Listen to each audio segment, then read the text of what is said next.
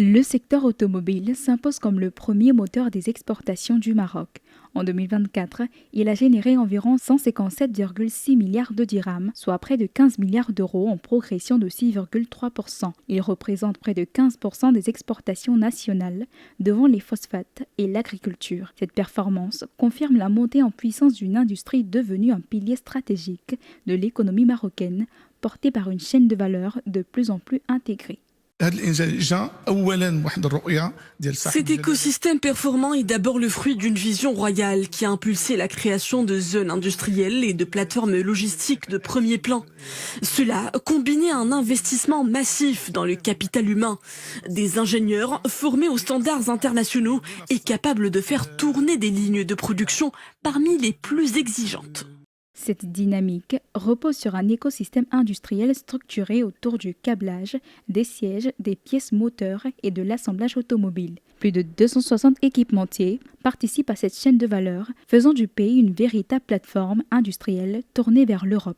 Le coût de production, estimé à environ 106 $ par véhicule, reste l'un des plus compétitifs au monde, renforçant l'attractivité du royaume auprès de groupes comme Renault et Stellantis, dont l'usine de Kenitra dépasse à elle seule les 500 000 véhicules par an. En produisant pour les plus grands constructeurs, le Maroc a atteint des niveaux d'excellence reconnus à l'échelle mondiale. Ce niveau de performance impose une exigence constante et une montée en gamme technologique.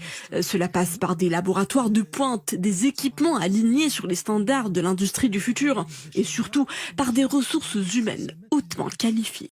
Cette montée en puissance s'appuie sur une stratégie industrielle de long terme, soutenue par des investissements massifs dans les infrastructures, les zones franches et la formation d'ingénieurs aux standards internationaux. Toutefois, le secteur reste exposé aux cycles mondiaux, comme en témoigne le recul de 7,8% des exportations début 2025.